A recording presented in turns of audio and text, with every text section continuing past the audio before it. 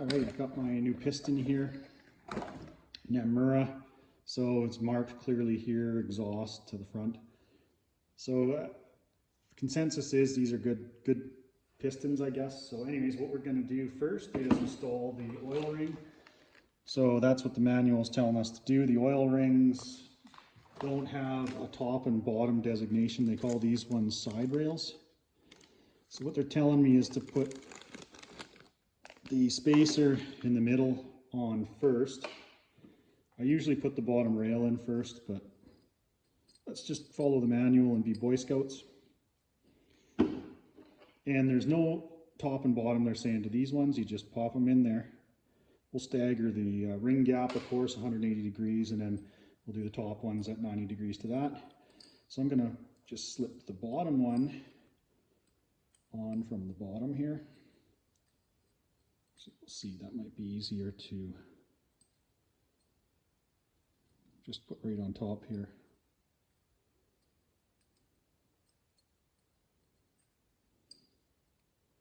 Yeah, I'm just going to slip that right into the top of it.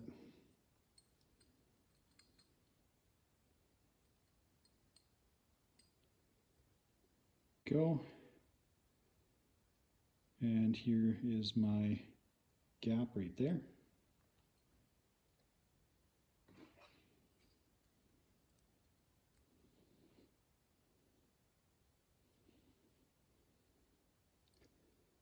And I'm going to stagger my bottom one, 180. Not that that makes that big of a difference. This isn't a compression ring, but it's a good idea to do it.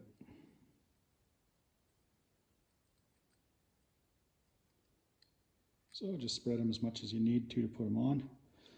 Now we should, and even though these are probably fine, let's just go ahead and check our piston ring end gap. Start one ring at a time here. So a good way to do this, get it up pretty close to the top of the travel. You can just use your piston to get it in the bore nice and square, like that. Then we'll just check our end gap there. So I think it's supposed to be 0.6 of a mil. C584. Okay, I think I'm wrong. It's quite a bit tighter than that. I was way off. 0.08 of a millimeter to 0.2 millimeters, with 0.5 as your limit. 0.076.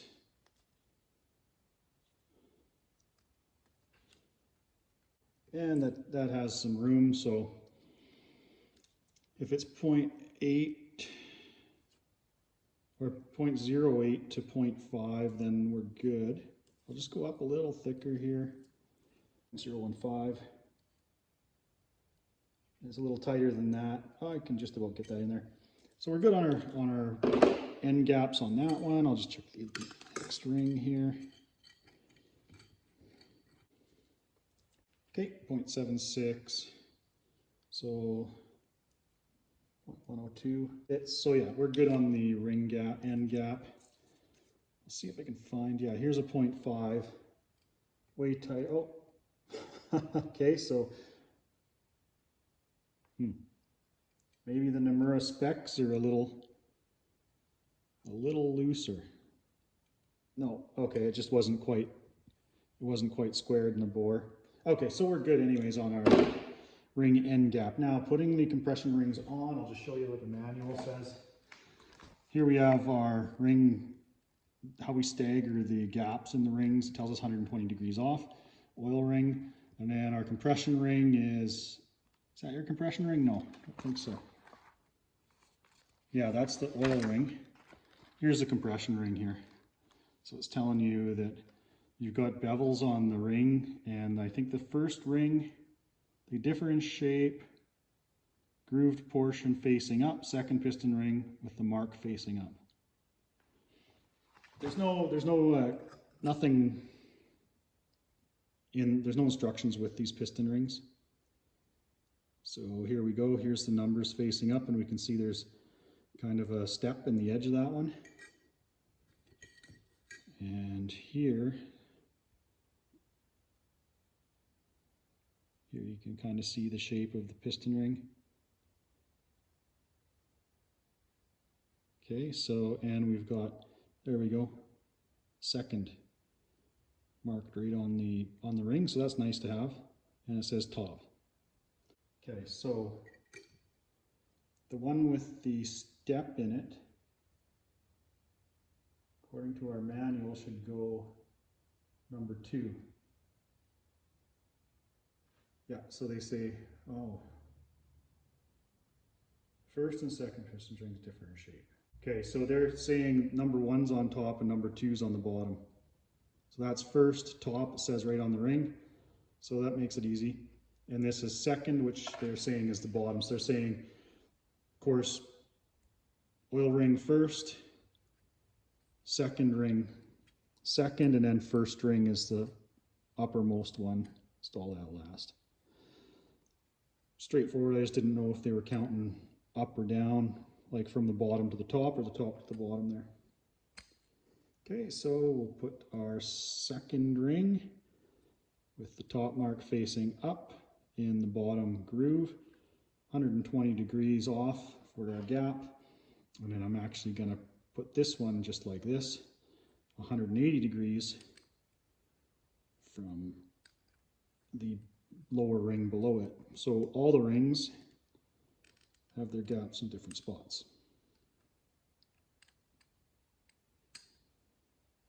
So there we go. The rings are installed as per the manual.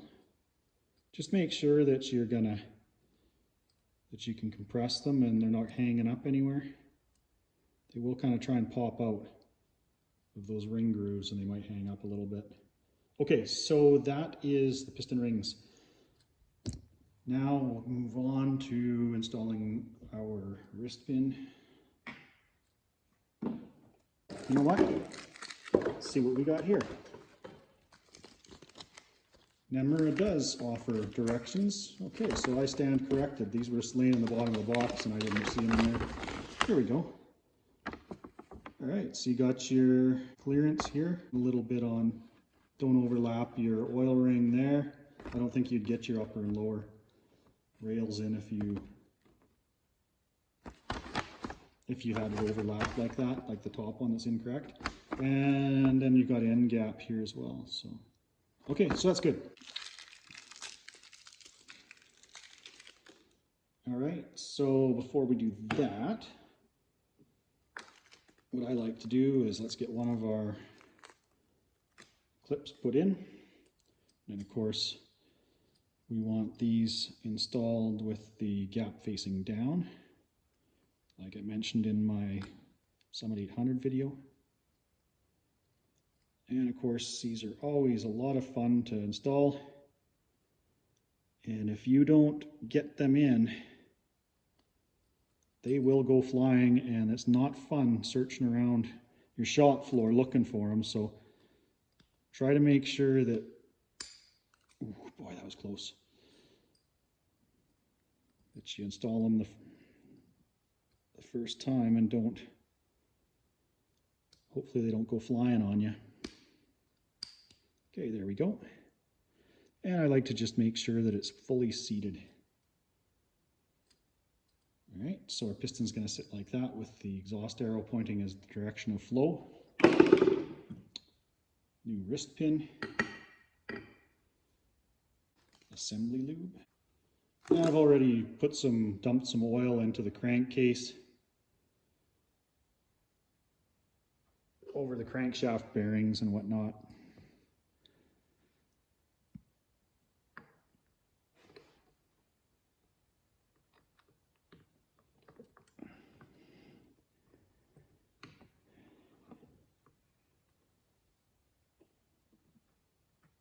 And there we go. Okay, so installing our, okay, so I thought of something else is you can even look at your old piston if you're wondering about installing piston rings. Just, I don't know, if you wanted a reference. Anyway, that's pretty straightforward.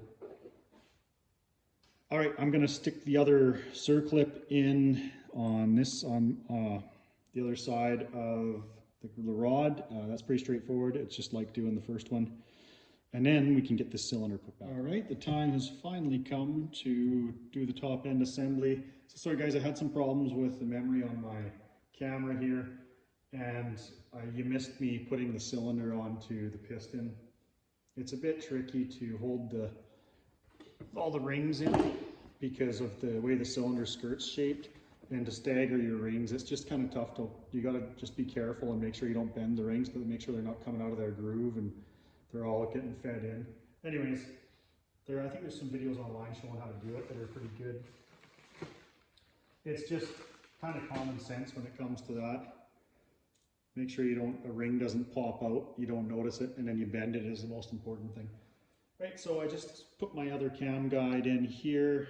I just taped my timing chain up to the other timing chain guide there, because it seemed like it wanted to fall off the sprocket down there, like kind of misalign with it, and I didn't want that to happen. So I got my head gasket here. This is a new one.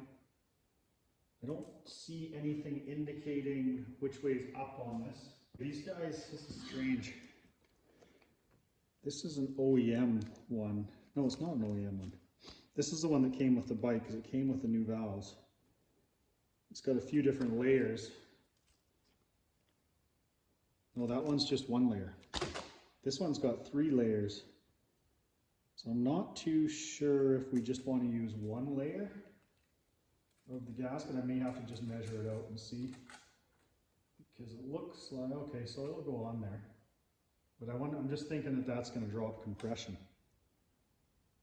Because these rivets aren't. I'm going to have to look in my manual and see what it says. And I'll probably just measure the thickness of, because I do have no old parts for this. They put everything in a box and gave me the old parts.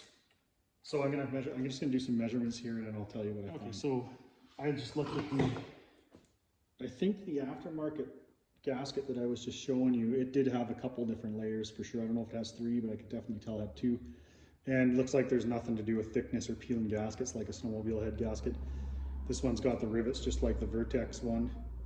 The Vertex one looks closer to OEM. Of course, this one's squished, so it's thinner, but I'm sure this one will be just fine. I'm going to use this one because the Amazon one didn't look like it was it didn't look as close to the factory one as possible. Okay, make sure you put it on right way up. This only goes in one way because of the shape of your cavity for your cam chain. There's the head gasket. I got I'm going to have to take my cam chain tensioner out here, I guess. So I'll just do that right now. I'll just take that right out on the bench. Got a new gasket for it in the kit. So put this over top of our timing chain here. Our guides. Alright, and I'm gonna have to take this tape off here. I'm gonna just grab a piece of wire for that. Get it going now.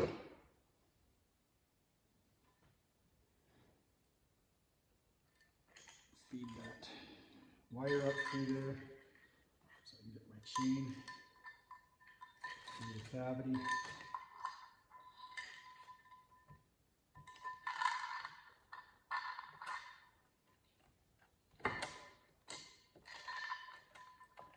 Makes it a little trickier with no dowels. Sorry, I guess there is dowels. Just want to make sure that your gasket holes are all lined up and stuff. I'm just got to find a place to wrap this. There we go. I'll just put it through the sprocket here. I want to hold that timing chain tight. I just don't want it falling back down inside the cavity because then you got to go fishing for it and it's hard to get it. Make sure it stays on the sprocket, engaged with your sprocket in there. All right, I got it. Get you a little bit closer here. I got it sitting on there flat. For whatever reason, the dowel just was kind of binding a little bit there. I didn't really like the feel of it, so I just took it back off again and just realigned everything, the gasket, the timing chain, So your other guide has to go in there underneath the head gasket. So to put it all in there properly is just takes, it's a little bit tedious. It's not too bad. I've got some new engine oil here, and they're saying that they want the threads lubricated on our head bolts here. Two-step torquing process on the head bolts. So I always like to lube them anyway. You can use assembly lube on this too, would work just fine. And what I like to do is just put a little bit of oil up here on your washer too. And these washers, what the manual is telling me is they want these with the sharp edge down. So if you feel it like that, you'll feel a sharp edge and a round edge. The round edge goes up. And I was looking through the parts bag here, wondering why one of these bolts doesn't have a washer on it, and that's because it's still stuck right here in the head. So you might find that the washer wants to stay in there after it's been torqued in from the factory or the previous owner. So I'll just pop these all in, lube them all up, pop them all into the head here. And then we're going to be doing a two-step torque. And the first step is 25 Newton meters or 18 foot-pounds. And then our final torque is 46 Newton meters or 33.5 foot-pounds. And then there's the two bolts on this side of the head, the cylinder that hold it in. Just turn around here. So these two bolts that go in here. And you want to tighten them after, sorry, can't see that, can you? You want to tighten those two bolts after you've tightened your two-step torque on the head bolts. All right, so that's what I'm going to work on now.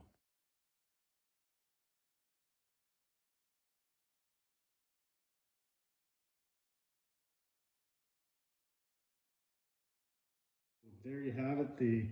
You got these ones at 10 foot-pounds of torque here. Sorry, 7 foot-pounds on these. And they're saying the side bolt. Okay, 10 foot-pounds. Those are 7. So the manual shows, I'm just looking at the manual and it shows on the diagram. They're calling these cylinder head bolts here, two-step process, and they're calling these cylinder head bolts, but they have a different subheading, cylinder head nuts. And then they got a couple other bolts. So these ones are 7 foot-pounds, 33.5 on your last step on the head bolts. So that's all done. So where's my assembly lube? Right here. So I'm just going to dump a little bit of engine oil on my valve buckets here before I put it back together. Just want to make sure that they got some oil up top here and a little bit down in this hole here that feeds the cam, so it's kind of primed. I don't know if it's going to make much of a difference, but it makes me feel better.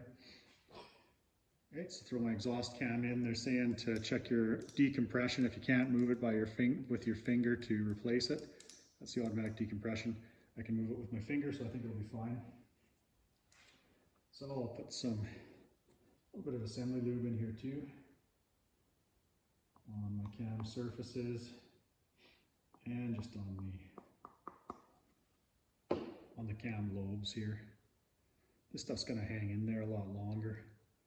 So you're going to put it on your bearing surfaces. Of course, be fairly liberal with that. It's not going to hurt anything.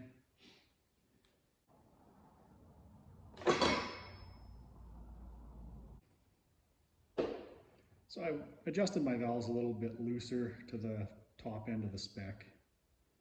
Hopefully it starts good.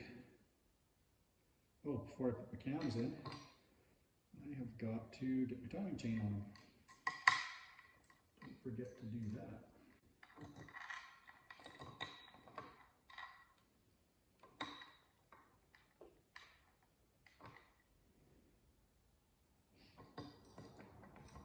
And they should have lots of slack without the tensioner in there. Fit right over top here, and then I'll go through the process, what we've got to do to set the final timing. It's a little bit loose there. You just spin that a little bit, maybe not. There we go. So our timing marks have got to be lined up here. Obviously they're not properly lined up. Just got to skip your cam over a little, or your chain over a little bit more. Now you're going to want to do this before you put your caps back on. Make sure you got it close anyways, because you got to take your caps back off to take your timing chain off and turn your cams, right? So you don't want to be doing that with everything unbolting and bolting it back together.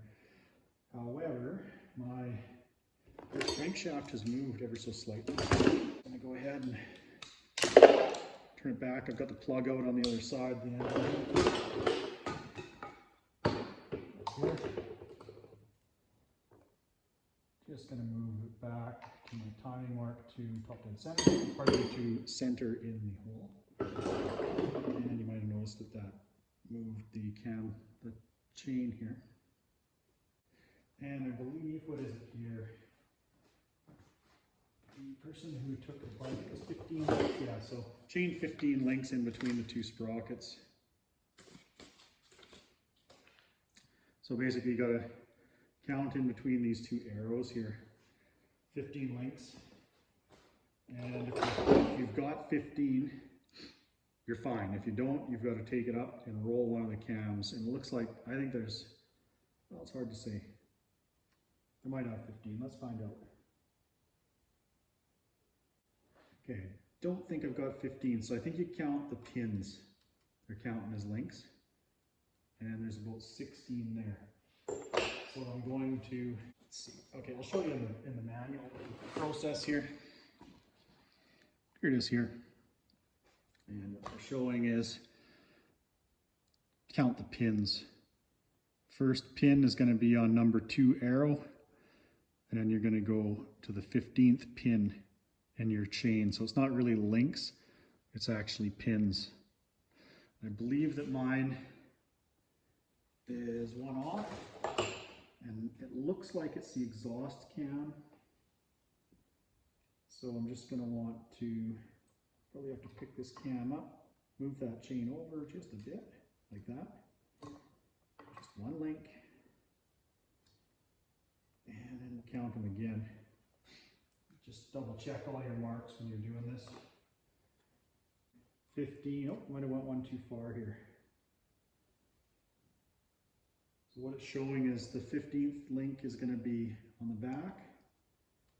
On this one, like it's going to be on the left-hand side of the chain link, the pin that you're counting, and this one it's going to be same on the left-hand one.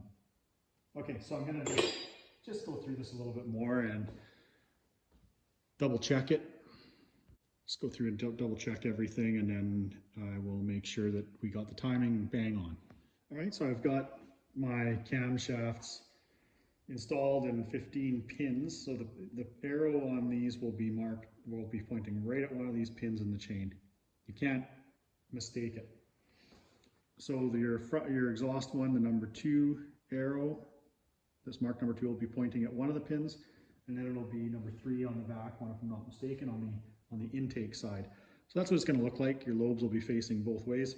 You've got your number 1 arrow, I believe, is going to be lined up right with this gasket surface on the exhaust cam, and then the one pointing this way is going to be lined up with your on the intake cam with your gasket surface here.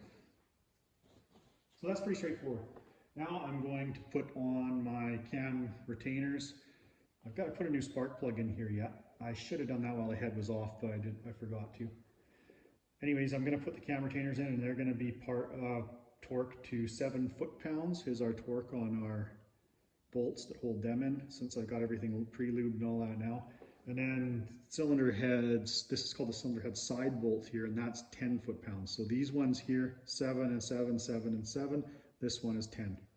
So now that everything's torqued up, I've got it timed. You just want to make sure that you check the other side there, that your timing mark in this plug is the line is halfway on the hole, and you're timed. So it's pretty straightforward and easy to time. The engine's this way. You just want to make sure that you got everything right. Double check it, and before you start the bike, probably want to turn it over with the crankshaft there and just make sure no valves are binding or anything.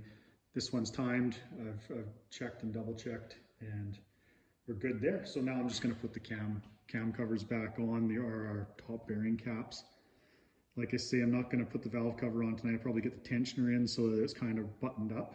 The engine's sort of sealed up, and then I can carry on when I get back.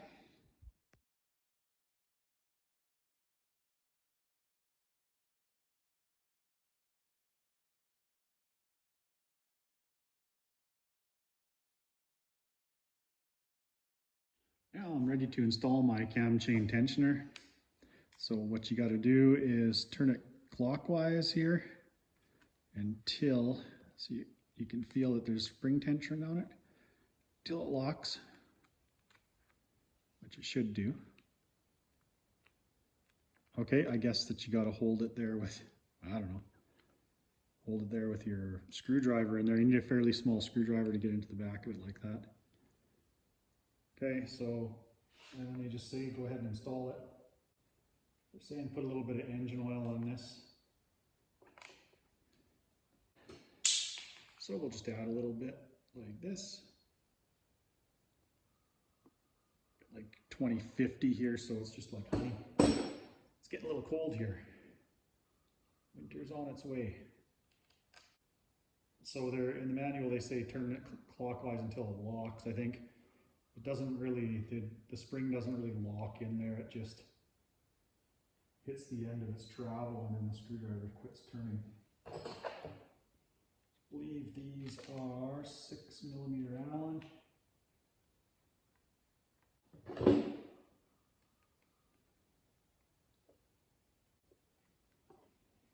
And that's just release it now, is what the manual says. So if you still have your manual adjuster like this, okay, and then torquing your bolt is what the manual is telling me. And what have we got here? So 7 foot-pounds on your 2 Allen socket screws. And then your holder bolt, this one here is 6 foot-pounds if you're interested in torquing it, or you might just want to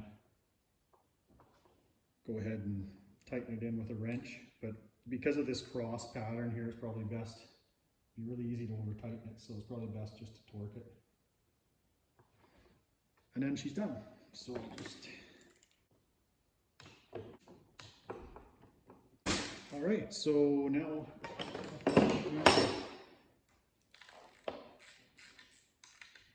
go ahead and torque this one up. Feels like it's hitting the spring and pushing that tensioner.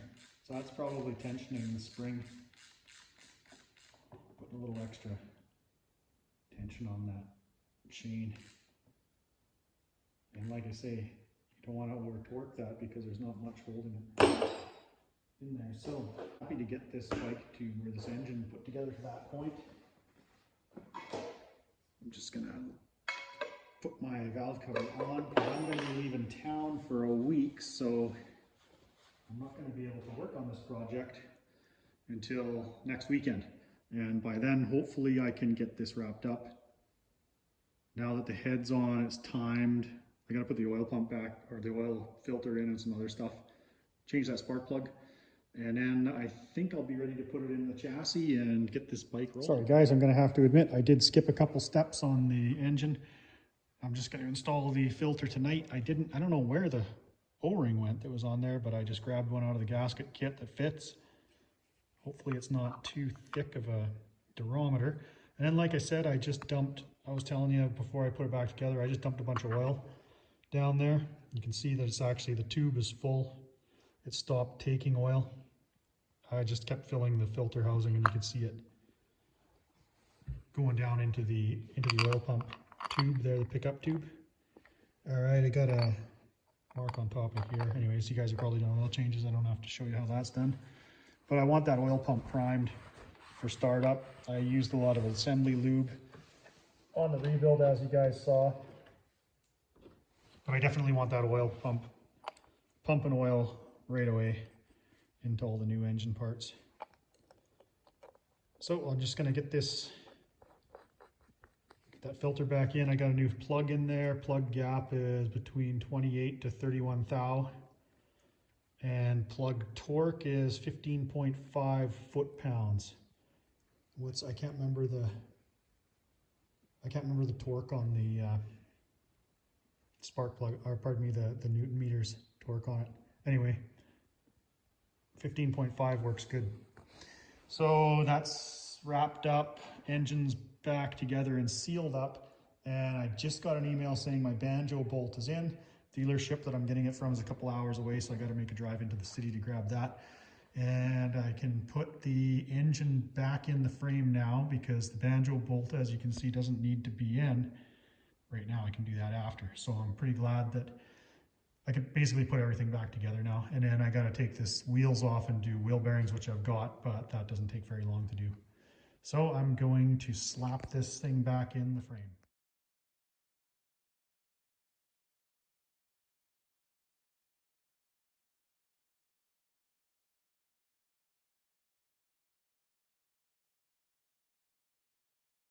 Okay, so I realized that when I took this bike apart, when I took the bottom end out, the top end was not on, they weren't connected. So getting it back in the frame was a bit of a challenge.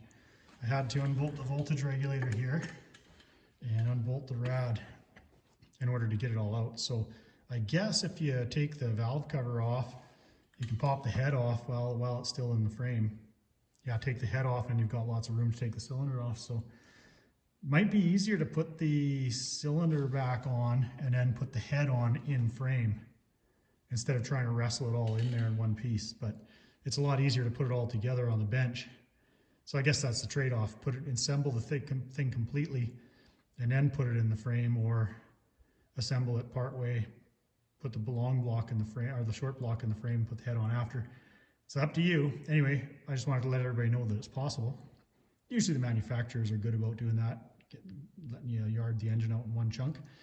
Anyway, that's about where I wanted to be at tonight, so I'm going to leave it there. I wanted to get the engine sitting in the frame at least. I've got that front mount kind of bolted up, so it's kind of lined up. So I might just wrestle it around a little bit more. It's going to be a bear getting that swing arm back in there, because the washers, like that one on the floor there, keep falling out of the sides. But I'll grease them in and get that back bolt in there, and then everything will be lined up a lot nicer. As you can see, the neutral safety switch, I'm still working on that. I'll show you guys what I'm going to do there. Anyways, that's all I'm going to do for tonight. I'm going to catch up with this project tomorrow.